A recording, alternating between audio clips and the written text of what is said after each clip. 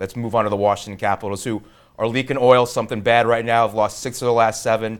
They've dropped to number 8 in the East, although they do have some breathing room between 8 and not being in the playoffs. They're 8 points in front of the next closest pursuer. So, Dan, I'll ask you, do you think it's likely that they may miss the playoffs now, given how poorly they're playing and that they're running out of games? I do not think that it is likely that I think that it's overwhelmingly likely they'll make the playoffs because of that huge gap they have, and also because I think they're better than they've played the last 7 games, and even in those games they haven't always played bad enough that guaranteed a loss. I mean, it's not going well. To me, the biggest concern right now is the second goalie situation. Really, Justin Peters has been pretty bad. I think he's 74th out of 75 save percentage for guys who've played at least 5 games. But when you get to the playoffs, you're not going to be really worried about the second goalie all that much.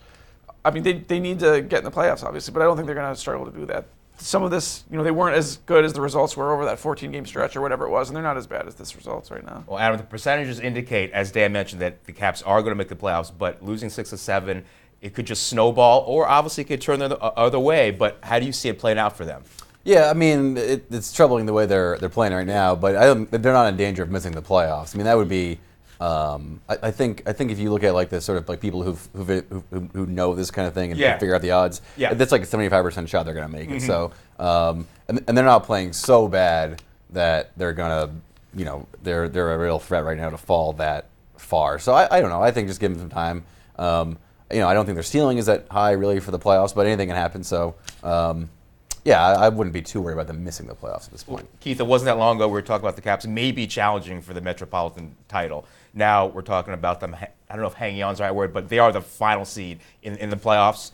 Where do you see their chances having after loss 6 of 7? Well, they're definitely not playing well, and I think if you read some of their quotes in the game stories, it's almost in their head a little bit. Well, Brooks Lake especially saying that unacceptable, everything unacceptable. Yeah, and I think you get to probably a point in the game where that stuff gets in your head. But they're really not that far out of moving up in the playoff standings. The Islanders, I think, are on top, 68 points. And the Caps have 60 points. So I think there's plenty of room for them to even move up if they get their stuff together.